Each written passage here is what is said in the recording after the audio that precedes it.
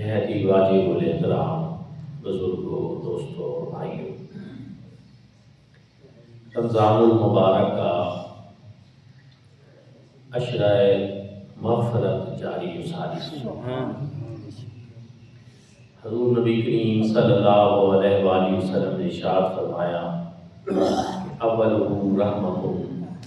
و اوسطہ مغفرت و آخرہ عتق من النار۔ اس کا پہلا عشرہ رحمتوں بھرا ہے، دوسرے عشرے میں مغفرت ہوتی ہے، تیسرا عشرہ آتش جہنم سے آزادی کا ہے۔ مغفرت کا رمضان المبارک سے بڑا گہرا تعلق ہے۔ حضور نبی کریم صلی اللہ علیہ وآلہ وسلم نے ارشاد فرمایا من صام رمضان ایمانا و احتسابا غفر لہ ما تقدم من ذنبہ، کہ جس نے بھی رمضان کے روزے ایمان کی حالت میں اور محاسبہ نفس کرتے ہوئے رکھے، اللہ رب العزت اس کے پہلے سارے گناہ معاف کرے۔ بہت ساری حدیث پیچھے بھی میں نے ذکر کی کہ اس مہینے میں ہر دن ہر رات اللہ رب العزت 1 کروڑ لوگوں کی بخشش اور مغفرت فرماتا ہے۔ 29 رمضان المبارک کی جب رات آتی ہے تو پھر وہ پورے مہینے میں جتنے لوگوں کی بخشش اور مغفرت ہوتی ہے اس ایک رات میں اتنے لوگوں کی اکٹھے بخشش اور مغفرت کا بخشش اور مغفرت کا مہینہ ہے۔ تو اس میں رمضان المبارک کے مہینے میں بخشش اور مغفرت کا طلبگار بھی بننا چاہیے۔ اب اس بات کو میں اس طرح سمجھانا چاہتا ہوں کہ موسلادھار بارش برسے لیکن اگر کوئی اپنا برتن اس کو الٹا رکھ دے تو اس میں پانی نہیں بھرے گا۔ اس میں قصور بارش کا نہیں، قصور اس شخص کا ہے کہ جس نے اپنا برتن سیدھا نہیں کیا۔ رمضان المبارک کی رحمتیں اور برکتیں ہمارے اوپر برس رہی ہیں، اب ہمیں اس کا طلبگار بھی ہونا چاہیے۔ ہمیں اللہ کی بارگاہ میں بخشش اور مغفرت مانگنی بھی چاہیے اور اس کے لیے زبان سے دعائیں بھی کرنی چاہیے۔ اللہ رب العزت نے قرآن مجید فرقان حمید میں بخشش اور مغفرت کے طلب کرنے کی ترغیب دلائی، ارشادات فرمائے، اور رب تعالیٰ نے ارشاد فرمایا، ایک جگہ پہ ارشاد فرمایا وَتُوبُوا إِلَى اللَّهِ جَمِيعًا أَيُّهَا الْمُؤْمِنُونَ لَعَلَّكُمْ تُفْلِحُونَ، کہ اے ایمان والو تم سب کے سب اللہ رب العزت کی بارگاہ کی طرف رجوع کرو۔ توبہ اللہ رب العزت کی بارگاہ کی طرف رجوع کرنے کا نام ہے۔ اللہ رب العزت کی طرف رجوع کرو، اس کی طرف لوٹو اور سب کے سب کو، اور پھر کیا ہے لعلکم تفلحون، تاکہ تم کامیاب ہو۔ اللہ رب العزت کی بارگاہ کی طرف رجوع، توبہ، یہ کامیابی کی دلیل ہے۔ رب تعالیٰ نے ارشاد فرمایا تھا کہ تم کامیاب ہو جاؤ، اور آپ سب حضرات یہ بات ذہن نشین کر لیں کہ تفلحون میں جو کامیابی ہے، افلح یفلح، یہ یفلح مضارع کا صیغہ ہے۔ عربی گرامر میں مضارع میں زمانہ حال بھی ہوتا ہے اور زمانہ مستقبل بھی۔ کیا مطلب کہ یہ کامیابی جو اللہ رب العزت عطا فرمائیں گے یہ ہماری دین کی کامیابی، دنیا کی بھی کامیابی ہوگی اور ہماری آخرت کی بھی کامیابی، بڑی کامیابی ہے۔ دنیا کی بھی کامیابی، آخرت کی بھی کامیابی۔ آج ہم جس حال میں ہیں یہاں بھی کامیاب ہوں گے، آخرت میں بھی کامیاب ہوں گے۔ کس صورت میں؟ کہ جب ہم سب مل کر اللہ کی بارگاہ میں توبہ کریں۔ دوسری جگہ پہ اللہ رب العزت نے قرآن مجید فرقان حمید میں ارشاد فرمایا یا ایھا الذین آمنوا توبوا الی اللہ توبۃ نصوحا، کہ اے ایمان والو تم اللہ رب العزت کی بارگاہ میں توبہ کرو، سچے دل سے توبہ، ایسی توبہ جو تمہارے آئندہ کے لیے نصیحت بن جائے۔ یہاں توبۃ نصوحا کے جو الفاظ استعمال ہوئے ہیں، حضرت ضیاء الامت جسٹس پیر محمد کرم شاہ الازہری رحمۃ اللہ تعالی علیہ آپ تفسیر ضیاء القرآن میں ارشاد فرماتے ہیں کہ لغت کے اعتبار سے اس کے کوئی 20-25 مختلف معنی بنتے ہیں، اور آپ نے چند کا ذکر بھی فرمایا۔ میں بھی آپ حضرات کی خدمت میں وہ تحفہ پیش کرنا چاہتا ہوں، اگر آپ سمجھیں گے تو اس میں بڑی خوبصورت بات ہے۔ آپ فرماتے ہیں کہ جب شہد کو اس کے موم سے الگ کر دیا جائے، جو مکھیاں چھتا سا بناتی ہیں اس کو موم کہتے ہیں، اس میں سے جب شہد کو الگ کر دیا جائے اور وہ اس طرح کہ صاف ستھرا شہد اس سے الگ ہو جائے، اس میں وہ موم یا اس میں کسی قسم کا کوئی اور کچرا وہ نہ ہو، صحیح صاف کیا جائے، تو عربی میں کہتے ہیں کہ اصل الناس، اصل الناس، کہ یہ صحیح کر کے شہد صاف کیا گیا ہے۔ آپ فرماتے ہیں اگر یہ ناسے جو نسوحہ والا ہے، اگر یہ اس سے ماخوذ ہے تو پھر اس کا معنی یہ ہوگا کہ تم ایسی توبہ کرو جس میں کسی قسم کی ریاکاری کی ملاوٹ نہ ہو۔ جیسے شہد کو موم سے الگ کر دیا جاتا ہے صاف ستھرا، اس طرح کی صاف ستھری توبہ کرو جس میں کسی قسم کی کوئی ریاکاری، ملمہ سازی اور بناوٹ وہ نہ ہو، بلکہ صدق کے دل سے تمہاری صاف ستھری توبہ اللہ رب العزت کی بارگاہ میں۔ دوسری چیز وہ یہ ہوتا ہے کہ جب کوئی کپڑا پھٹ جاتا ہے تو آپ دیکھتے ہیں کہ اس کو رفع کیا جاتا ہے، اس میں بعض دفعہ کپڑا پھٹتا ہے تو اس میں اسی طرح کا اور کپڑا رکھ کر اس کو اس طریقے سے اوپر رفع کیا جاتا ہے کہ عام طور پر توجہ سے نہ دیکھا جائے تو لگتا ہی نہیں ہے کہ یہاں سے اس کی پھٹن ہوئی بھی تھی کہ نہیں ہوئی تھی۔ تو وہ کہتے ہیں کہ جب اس طرح کپڑے کو رفع کیا جائے تو اس کو کہتے ہیں نصحت الثوب، کہ میں نے اس کپڑے کی پھٹن کو دور کر دیا اور اس کو صحیح کر کے رفع کر دیا۔ آپ فرماتے ہیں گناہوں سے ایمان میں جو کمزوریاں آتی ہیں اور جو پھٹن ہو جاتی ہے، تم ایسی توبہ کرو کہ اس سے وہ پھٹن پوری طرح دور ہو، کہ گویا جیسے کوئی گناہ کیا ہی نہیں، اس طرح کی توبہ تم کرو۔ تو اگر یہ نصحت الثوب سے نسوحہ ماخوذ ہے تو پھر اس کا معنی ایسے ہوگا کہ اس طرح کی توبہ کرنا جس طرح سے ایمان کی ہر طرح کی کمزوری اور پھٹن جو ہے وہ دور ہو جائے۔ تیسری چیز، یہ نسوحہ یہ نصیحت سے بھی ماخوذ ہے، اور اگر یہ نصیحت سے ماخوذ ہو تو فرمایا کہ تم ایسی توبہ کرو جو تمہارے ارد گرد والے دوسرے گناہگار جو ہیں جب وہ تمہیں دیکھیں تو تمہاری توبہ ان کے لیے بھی نصیحت بنے۔ یار یہ بندہ دیکھو یہ کیسا تھا، بدکاریاں کرتا تھا، گناہ کرتا تھا، لیکن اب اس کو دیکھو نا۔ اور یقین جانے ایک بات تو میں نے بھی مشاہدہ کی ہے، آپ کے مشاہدہ میں بھی آئی ہوگی، کہ جب بندہ کوئی صدق کے دل سے توبہ کرتا ہے نا تو باقی لوگ اس کو جب اس کے بدلے ہوئے رنگ میں دیکھتے ہیں، وہ پہلی زندگی بعد والی زندگی دیکھتے ہیں، لوگوں کے دل بھی گواہی دینا شروع ہو جاتے ہیں کہ یار اب یہ بڑا بدل گیا، اب اس نے توبہ کر لی۔ تو یہ چیز کہ تاکہ دوسرے لوگوں کے لیے بھی وہ توبہ نصیحت بن جائے اور وہ بھی کہیں کہ یار اگر یہ بدل گیا ہے تو ہم بھی بدل جائیں،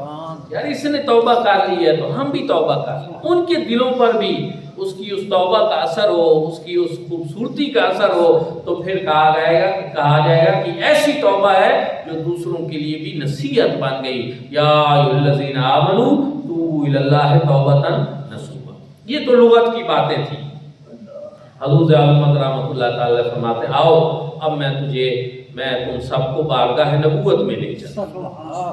حضور نبی کریم صلی اللہ علیہ وآلہ وسلم سے حضرت معاذ بن جبل رضی اللہ تعالیٰ عنہ نے پوچھا کہ یا رسول اللہ یہ توبۃ نصوحا کیا ہے، یہ کیا ہے؟ حضور نبی کریم صلی اللہ علیہ وسلم نے ارشاد فرمایا کہ اپنے گناہ پر ندامت، اللہ رب العزت کی بارگاہ میں مغفرت کا طلبگار ہونا، اور پھر جس طرح دوہا ہوا دودھ جو ہے وہ دوبارہ کھیری میں داخل نہیں ہو سکتا، اسی طرح تم بھی دوبارہ اس گناہ کے پاس پھر یہ تو ناممکن ہے کہ ایک دفعہ دودھ آپ دو لیں تو پھر آپ اس کو دوبارہ کھیری میں داخل کر سکیں، نہیں ہو سکتا۔ فرمایا توبہ بھی یہ ہے، اصل توبہ نصوحہ جو ہے وہ ایسی توبہ ہے کہ پھر تم گناہوں سے اس طرح دور ہو جاؤ کہ جس طرح کھیری کے اندر دوبارہ دودھ کو واپس نہیں بھیجا جا سکتا، کہ گناہ پھر دوبارہ وہ سرزد نہ ہو۔ یہ حضور نبی کریم صلی اللہ علیہ وسلم نے اپنی زبان اقدس سے، زبان حق ترجمان سے جو ہے اس کی تفسیر بیان فرمائی۔ تو اس میں تین چیزیں حضور علیہ الصلوۃ والسلام کے ارشاد سے پتہ چلی کہ اپنے گناہ پہ ندامت اور اللہ سے مغفرت کا طلبگار ہونا، اور پھر دوبارہ اس گناہ کے قریب نہ جانا۔ حضرت مولا علی کرم اللہ وجہہ کے سامنے ایک شخص جو ہے اس نے کہا استغفرک واتوب الیک، اے اللہ میں تو اس سے توبہ بھی کرتا ہوں، تو اس سے مغفرت بھی طلب کرتا ہوں اور توبہ بھی کرتا ہوں۔ آپ نے فرمایا یہ سچے لوگوں کی توبہ نہیں ہے، یہ زبانی تم کہہ رہے ہو، جیسے ہم بھی توبہ توبہ کرتے رہتے ہیں، پھر وہ گناہ بھی کرتے ہیں، عادتیں نہیں بدلتی، زبانی لگے رہتے ہیں، لیکن بہرحال زبانی بھی غنیمت ہے، زبان سے بھی انسان اللہ کی بارگاہ میں توبہ کرتا رہے۔ اللہ رب العزت عمل کی بھی توفیق عطا، اللہ رب العزت باطنی توبہ کی بھی توفیق عطا فرمائیں گے۔ بہرحال زبان سے تو وہ یہ خاص لوگوں کی باتیں ہیں نا، تو حضرت مولا علی کرم اللہ وجہہ نے فرمایا یہ سچوں کی توبہ نہیں۔ تو اس نے پوچھا پھر سچوں کی توبہ کیا ہے؟ آپ نے ارشاد فرمایا کہ سچوں کی توبہ جو ہے اس میں 6 باتیں، یہ توبہ کی 6 شرائط ہیں جو حضرت مولا علی کرم اللہ وجہہ باب مدینۃ العلم نے بیان فرمایا۔ فرمایا ایک تو یہ کہ جو گناہ تم نے کیا ہے تمہیں اس کے اوپر ندامت ہو، شرمندگی ہو۔ اب اگر میں یہاں کہوں کہ کتنے گناہ ہم روزانہ کرتے ہیں جن کو ہم گناہ سمجھتے ہی، اللہ معاف کرے، یہ بڑی غلط بات ہے، یہ ضمیر کے مردہ ہونے کی بات ہے، یہ بے حسی والی بات ہے کہ اب ہم گناہ کو گناہ ہی نہیں سمجھتے۔ پہلی شرط ہی جو ہے وہ ہماری خراب ہے۔ پہلی شرط کیا ہے کہ انسان اپنے گناہ پر ندامت کرے۔ انسان ہے، خطا کا پتلا ہے، غلطیاں ہو جاتی ہیں، گناہ ہو جاتے ہیں، لیکن انسان گناہ کو گناہ تو سمجھے، غلط کیا ہے، ندامت ہو، نہیں ہونا چاہیے تھا، یہ مجھ سے غلطی ہوئی ہے، خطا ہوئی ہے، تو ندامت ہونی چاہیے، پہلی چیز۔ دوسری چیز یہ کہ جو فرض آپ کے قضا ہوئے ہیں ان فرض کی قضا کو لوٹاؤ، قضا کرو، فرائض کی قضا، یہ دوسری شرط ہے۔ تیسری شرط یہ ہے کہ تم نے اگر کسی کا کوئی حق غصب کیا ہے کسی شخص کا تو اس کا حق اس کو واپس دو، یہ تیسری شرط ہے۔ حقوق العباد کی تلافی ضروری ہے۔ اگر کسی کے آپ نے پیسے مار لیے ہیں اور آپ کہیں یا اللہ مجھے معاف کر دے، اللہ رب العزت معاف کر دے گا، لیکن اس کی تلافی جو ہے وہ حقوق العباد کی صورت میں باقی رہے۔ قیامت کے دن جو حساب کتاب ہونا ہے، لین دین یا اور جو حقوق العباد کے مسائل ہیں، یہ ان کی میں بات کر رہا ہوں۔ قیامت کے دن وہاں پھر یہ پیسوں والی کرنسی نہیں ہونی، وہاں پھر اس کے بدلے میں آپ کی نیکیاں اس کو دی جائیں، اور اگر نیکیاں نہیں ہوں گی تو پھر اس کے گناہ آپ کے ذمہ لگے، آپ کے عذاب میں اضافہ ہو جائے۔ حقوق العباد کا مسئلہ ایسا ہے کہ یہ اس دنیا میں تلافی کے بغیر اس سے چھٹکارا ممکن نہیں۔ یہ تیسری شرط جو ہے وہ آپ نے بیان فرمائی۔ حقوق العباد کے معاملے میں تلافی ضروری ہے، اور پھر آپ نے مزید یہ فرمایا کہ اگر کسی سے آپ کا جھگڑا ہوا ہے آپ اس سے معافی مانگیں، جھگڑا ہوا ہے کسی سے اس سے آپ معافی مانگیں۔ اور پھر آپ نے مزید یہ فرمایا کہ اس کی ایک شرط یہ ہے کہ حقوق اللہ جو ہے ان کے فرائض کو پورا کریں، قضا کریں، حقوق العباد کی تلافی کریں، جھگڑا ہوا ہے تو معافی مانگیں، اور اللہ رب العزت سے بھی مغفرت کے طلبگار، اللہ رب العزت سے بھی معافی مانگیں۔ اور چھٹی چیز جو ہے وہ یہ ہے کہ جس طرح آپ نے اپنے جسم کو، بدن کو گناہوں کی طرف راغب کر کے اس کو خوب موٹا کر لیا ہے، فربا کر لیا ہے اپنے بدن کو، اب اپنے اس بدن کی ساری طاقت کو نیکیاں کرنے کے اوپر لگا، اس کو ادھر کمزور کرو، نیکیاں کرنے کے اوپر اس کی، تو مطلب یہ کہ اللہ کی بندگی میں اضافہ کرو۔ چونکہ قرآن پاک میں ایک اصول اللہ رب العزت نے یہ بیان فرمایا ان الحسنات یذھبن السیئات، کہ بے شک جو نیکیاں ہیں وہ گناہوں کو کھا جاتی ہیں، گناہوں کو مٹا دیتی ہیں، ختم کر دیتی ہیں۔ تو بہرحال یہ 6 شرائط ہیں توبہ کے لیے کہ جن کا پایا جانا جو ہے وہ بڑا ضروری ہے۔ اس لیے ہم سب کو چاہیے کہ ہم جب بھی توبہ کریں تو ان 6 شرائط جو ہیں ان کو بھی اپنے ملحوظ خاطر رکھیں، وہ توبہ اللہ کی بارگاہ میں جو ہے وہ قبول ہو۔ دوستان ذکر، پھر توبہ اور استغفار اس کے فوائد تو بے شمار ہیں، اور میں نے کچھ عرصہ پہلے بھی تفصیل سے بیان کیے تھے کہ سورۃ ہود میں اللہ رب العزت نے ارشاد فرمایا وَإِنِ اسْتَغْفِرُوا رَبَّكُمْ ثُمَّ تُوبُوا إِلَيْهِ يُمَتِّعْكُم مَتَاعًا حَسَنًا، کہ تم اللہ رب العزت سے استغفار کرو، پھر توبہ کرو، نتیجہ کیا نکلے گا کہ تم زندگی کی راحتوں سے لطف اندوز ہو جاؤ، تمہاری زندگی خوبصورت ہو جائے گی۔ حضور ذیال امت حضرت جسٹس پیر کرم شاہ الازہری رحمۃ اللہ تعالی علیہ آپ فرماتے ہیں کہ یہ جو ذہن بن گیا ہے لوگوں کا کہ توبہ استغفار کرنے سے، دین حق کی راہ پہ چلنے سے، اللہ کی بارگاہ میں حضوری سے کوئی مفلسی آ جائے گی، کوئی انسان کنگال ہو جائے گا، کہ غربت کوئی بہت آ جائے گی، تو فرمایا یہ بات قطعاً نہیں ہے۔ رب وعدہ فرما رہا ہے کہ اگر تم توبہ اور استغفار کرو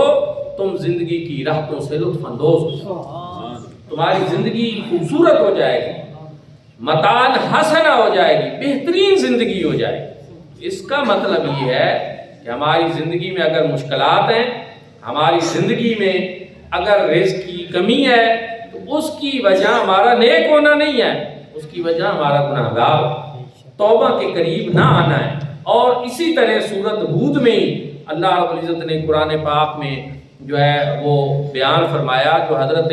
ہود علیہ السلام نے اپنی قوم کو کہا تھا کہ یا قوم استغفروا ربکم یا قوم استغفروا ربکم ثم توبوا الیہ، اے میری قوم استغفار بھی کرو اور پھر اللہ رب العزت کی طرف جو ہے وہ توبہ بھی کرو۔ نتیجہ کیا نکلے گا؟ یرسل السماء علیکم مدرارا، اللہ رب العزت تمہارے اوپر موسلادھار بارش برسائے، وَيَزِدْكُمْ قُوَّةً إِلَىٰ قُوَّتِكُمْ، اور تمہاری طاقت جو ہے اللہ رب العزت اس میں اور بڑھوتری کر دے۔ مفسرین کرام نے لکھا کہ طاقت اور قوت کس طرح بڑھے گی؟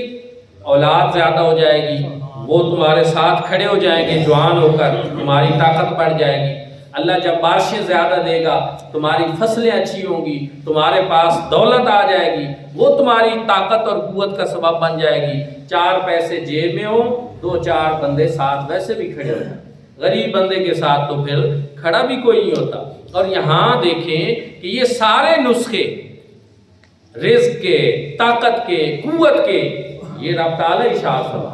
انبیاء اکرام بتا رہے ہیں اپنی امتوں کو، اور ہم ہیں کہ ہم اس طرف نہیں آتے۔ اور رزق جو ہے اس کی کئی قسمیں ہیں۔ ایک رزق وہ ہے جو انسان کے مقدر میں ازل سے لکھا گیا، جس طرح موت انسان کو ڈھونڈ کر مل جاتی ہے، اس رزق نے آپ کو ایسے ہی مل جانا، چاہے آپ کچھ کریں یا چاہے کچھ نہ کریں۔ رزق کی ایک قسم ایسی ہے جس کا تعلق تقویٰ کے ساتھ ہے، جس کا تعلق توبہ کے ساتھ ہے، اور قرآن مجید سے وہ چیز ثابت ہے۔ بہت ساری آیات ہیں، اب اتنی تفصیل میں جانے کا وقت نہیں، لیکن 1-2 آیات کریم میں آپ کی خدمت میں پیش کر دوں۔ ایک تو یہی جو میں نے پڑھی، ایک حضرت نوح علیہ السلام کی قرآن مجید فرقان حمید میں اللہ رب العزت نے بیان کی کہ جو انہوں نے اپنی قوم کو کی کہ فَقُلْتُ اسْتَغْفِرُوا رَبَّكُمْ إِنَّهُ كَانَ غَفَّارًا وَيُرْسِلِ السَّمَاءَ عَلَيْكُمْ مِدْرَارًا وَيُمْدِدْكُمْ بِأَمْوَالٍ وَبَنِينَ وَيَجْعَلْ لَكُمْ جنات ویجعل لکم انہارا، کہ اے میرے لوگو تم اللہ رب العزت، میں تمہیں کہتا ہوں کہ تم اللہ رب العزت سے استغفار کرو اور تم توبہ کرو، وہ تمہاری بخشش اور مغفرت فرمائے گا، چونکہ وہ بہت بخشش اور مغفرت فرمانے والا ہے، اور تمہارے اوپر آسمان سے موسلادھار بارش نازل کرے گا، اور وَيُمْدِدْكُمْ بِأَمْوَالٍ وَبَنِينَ، اور تمہارے بیٹے جو ہیں اور تمہارا مال جو ہے، تمہاری اولاد اور مال، اس کے اندر اللہ رب العزت اور زیادہ اضافہ فرمائے۔ اسی طرح اللہ رب العزت نے قرآن پاک میں ارشاد فرمایا یا ایھا الذین آمنوا ان تتقوا اللہ یجعل لکم فرقانا، تو اسی کے ساتھ اللہ رب العزت نے مزید ارشاد فرمایا کہ اگر تم تقوی اختیار کرو، ومن یتق اللہ یجعل لہ مخرجا ویرزقہ من حیث لا یحتسب، کہ اگر تم تقوی اختیار کرو، تم جہاں پھنسو گے اللہ رب العزت تمہیں وہاں سے نکال دے گا، اس مشکل سے نکلنے کا راستہ اللہ رب العزت تمہارے اوپر آسان کر دے گا، اور وَمَنْ يَرْزُقُ مِنْ حَيْثُ لَا يَحْتَسِبُ، اور تمہیں وہاں سے رزق دے گا جہاں سے تم نے رزق کا سوچا ہی گمان ہی نہیں کیا، وہاں سے تمہیں رزق دے گا۔ یہ رزق جو ہے یہ توبہ اور تقوی کی صورت میں انسان کو ملتا ہے کہ اگر آپ متقی بن جائیں، گناہوں سے باز آ جائیں، پرہیزگار بن جائیں، تقوی اختیار کریں، تو آپ کو یہ رزق ملے گا۔ کتنے ایسے اولیاء کرام ہیں جن کی تعلیمات آپ مطالعہ کریں، ہزاروں کی تعداد میں، لاکھوں کی تعداد میں تاریخ میں وہ گزرے ہیں جو کوئی کام نہیں کرتے تھے، کوئی کام نہیں کرتے تھے کسی قسم کا، لیکن ان کے رزق کا بندوبست اللہ رب العزت کی طرف سے ہو جاتا۔ یہ بات ہے، ان کو وہ رزق مل جاتا تھا جو رزق تقوی کی صورت میں ملنا ہے۔ پہلا جو نصیب میں لکھا گیا، دوسرا تقوی اور پرہیزگاری سے رزق ملنا ہے، تیسرا رزق وہ ہے جو آپ کو کسب کی صورت میں ملے، جو آپ نے کوئی کوشش کرنی ہے، کوئی ملازمت کر لینی ہے، کوئی آپ نے کھیتی باڑی کر لینی ہے، کوئی تجارت کر لینی ہے، اس کی صورت میں ملنا ہے۔ یہ تین قسم کے رزق ہیں جو ہمیں قرآن و سنت سے پتہ چلتے ہیں کہ اس طرح ملتے ہیں، لیکن ہم عمومی طور پر ہم میں سے ایک نظریہ جو میں سمجھتا ہوں کہ غلط نظریہ ہے بعض لوگوں کا، وہی ہے کہ ہم رزق تو وہی ہے جو نصیب میں لکھا ہے، اب ہم حرکت کرنے کی ہمیں کیا ضرورت ہے، اب نوکری کرنے کی کیا ضرورت ہے، اب کھیتی باڑی کرنے کی کیا ضرورت ہے۔ ہر ایک کے ذہن میں یہ بات لکھ دی گئی کہ بھائی رزق تو وہ لکھا جا چکا، جب ہم ماں کے پیٹ میں تھے تقدیر میں لکھ دیا گیا کہ اس کا رزق اتنا ہوگا، تو بس ہوئی نہیں۔ یاد رکھیں، میں پھر بتا رہا ہوں کہ رزق کی ایک قسم وہ ہے جو اس صورت میں تقدیر میں لکھی گئی، دوسری قسم کیا ہے؟ تقوی کی صورت، پاکیزگی کی صورت میں ہے، اللہ رب العزت کے انعامات ہوتے ہیں۔ اور رزق صرف پیسے کا نام نہیں، رزق صرف دولت کا نام نہیں، اس کے بارے میں بڑی تفصیلات ہیں قرآن مجید فرقان حمید میں۔ اللہ رب العزت نے جو فرمایا سورۃ بقرہ میں ہم جو بیان کرتے ہیں وَمِمَّا رَزَقْنَاهُمْ يُنْفِقُونَ، کہ جو اللہ نے آپ کو رزق دیا ہے اس میں سے خرچ کریں۔ اس کی تفسیر میں حضور عالمت حضرت پیر محمد کرم شاہ الازہری رحمۃ اللہ تعالیٰ علیہ ارشاد فرماتے ہیں کہ یہاں اس سے مراد اللہ رب العزت کی ساری نعمتیں ہیں، جو علم کی صورت میں ہو سکتی ہیں، اولاد کی صورت میں ہو سکتی ہے، مال و دولت کی صورت میں ہو سکتی ہے، اعمال حسنہ کی صورت میں ہو سکتی ہیں، یہ ساری چیزیں رزق ہیں اور یہ اللہ رب العزت عطا فرماتے ہیں۔ تو اس لیے دوستان ذوالفقار، ہاتھ پہ ہاتھ دھرے رکھ کر بیٹھ جانا کہ ہم نے کچھ کرنا ہی نہیں، ہمیں رزق ویسے ہی ملے گا، یہ اس لیے غلط ہے کیونکہ رزق کی ایک صورت کسب میں بھی رکھی گئی۔ یا پھر آپ اتنے متقی بن جائیں، اتنا تقوی اختیار کر لیں، گناہوں سے بچ جائیں، تو وہ رزق جو تقوی کی صورت میں لکھا گیا ہے وہ تھوڑا یا زیادہ وہ آپ کو مل جائے گا۔ لیکن اولیاء اللہ قناعت کرنے والے تھے، وہ قناعت کرنے والے تھے، ان کو مل جاتا تھا صبح کا کھانا بھی، شام کا کھانا بھی، کبھی فاقہ بھی آ جاتا تھا تو وہ پھر صبر بھی کرتے تھے، پھر وہ شکر والے بھی تھے۔ ہم ناصبری اور ناشکری والے لوگ ہیں، تو اس لیے ہمارے لیے یہی ہے کہ ایک تو ہم رزق کے لیے دعا کریں، رزق کے لیے کوشش کریں، تقوی اور طہارت اختیار کریں، اللہ کی بارگاہ میں توبہ و استغفار کریں، ان چیزوں سے رزق میں اضافہ بھی ہوگا اور ساتھ کسب بھی کریں، کوشش بھی کریں۔ ہمارے ذمے جو یہ مختلف مراتب ہیں، مختلف مدارج ہیں اور مختلف چیزیں ہیں، تو دوستان ذوالفقار رمضان المبارک کا یہ مہینہ یہ اس بات کا تقاضا کرتا ہے کہ اللہ رب العزت بخشنے پہ آئے ہوئے ہیں، وہ چاہتے ہیں کہ میرے بندے میری بارگاہ میں آئیں، مجھ سے مانگیں، طلب کریں تو میں ان کی بخشش اور مغفرت فرما دوں۔ تو ہم بخشش اور مغفرت کے طلبگار بن جائیں، اللہ رب العزت سے دعا کریں، استغفار کریں اور بار بار اس سے بخشش اور مغفرت طلب کریں۔ اللہ رب العزت جن لوگوں کو پسند فرماتا ہے، جن سے محبت فرماتا ہے، ان کے بارے میں اللہ رب العزت نے ارشاد فرمایا، ان اللہ یحب التوابین و یحب المتطہرین، کہ بے شک اللہ رب العزت توبہ کرنے والے اور پاک اور صاف رہنے والے لوگ جو ہیں ان کو بہت زیادہ پسند فرماتا ہے۔ یہ پاکیزگی، یہ طہارت، یہ جسمانی لحاظ سے بھی ہے کہ آپ کے کپڑے صاف ستھرے ہوں،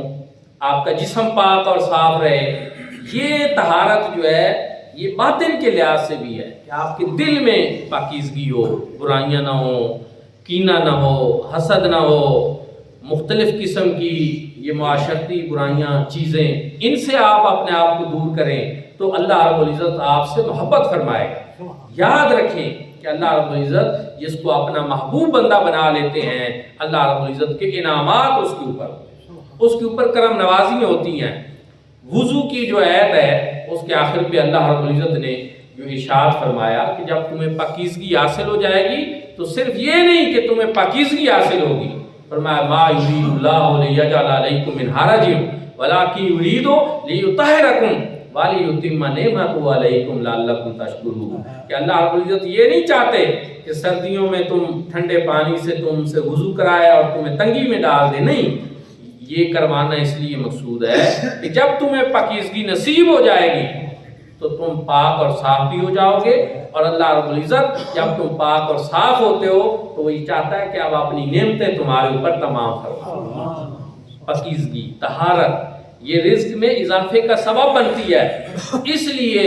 بزرگان دین یہ فرماتے ہیں کہ اگر رزق میں اضافہ چاہتے ہو تو کوشش کیا کرو کہ ہر وقت باوضو رہا کرو، وضو ٹوٹا ہے پھر آپ وضو کر لیں، وضو ٹوٹا ہے پھر آپ وضو کر لیں، پاک اور صاف رہا کریں، اس سے بھی آپ کے رزق میں اضافہ ہو۔ تو یہ ایک بہترین چیز ہے۔ تو دوستان عزیز وقار، رمضان المبارک میں آپ کو تقوی نصیب ہوگا۔ یا ایھا الذین آمنوا کتب علیکم الصیام کما کتب علی الذین من قبلکم لعلکم تتقون، کیا ایمان والو تمہارے اوپر روزے فرض کیے گئے جیسا کہ تم سے پہلے لوگوں پر فرض کیے گئے تاکہ تم متقی بن جاؤ، پرہیزگار بن جاؤ۔ تو یہ تقوی جو ہے اس کی بنیاد کیا ہے؟ اس کی بنیاد توبہ اور استغفار، اللہ کی بارگاہ کی طرف رجوع کریں اور اس سے جو ہے وہ معافی۔ دوستان عزیز وقار، اگلا جمعہ المبارک جو ہے وہ چونکہ اعتکاف والے دن ہی آئے گا تو اس دن ذہن بنانا مشکل ہوتا ہے، تو میں تھوڑی سی یہاں پہ توجہ دلانا چاہتا ہوں۔ اعتکاف ایک ایسی عبادت ہے جو حضور نبی کریم صلی اللہ علیہ وسلم کی تو سنت مبارکہ ہے ہی، لیکن اگر آپ دیکھیں تو یہ پہلی امتوں میں بھی رہا ہے۔ پہلی امتوں میں بھی حضرت ابراہیم علیہ السلام اور حضرت اسماعیل علیہ السلام کو اللہ رب العزت نے یہ حکم دیا کہ میرے اس گھر کے آپ متولی بن جائیں، بیت اللہ شریف کے آپ متولی بن جائیں، اور پھر تمہارے اوپر کیا ہے کہ تم نے اس گھر کو پاک اور صاف رکھنا ہے۔ انطہرا بیتیا للطائفین، طواف کرنے والوں کے لیے، والعاکفین، اور اعتکاف کرنے والوں کے لیے، ورکع السجود، اور رکوع اور سجود کرنا، نماز پڑھنا۔ اعتکاف اس دور میں بھی ہوتا تھا، تو یہ ایسی سنت ہے جو پہلی امتوں میں بھی رہی، لیکن پہلی امتوں میں نا ایک چیز تھی کہ رہبانیت تھی۔ مثلا عیسائیت میں یہ ہے کہ شادی آپ نہ کریں،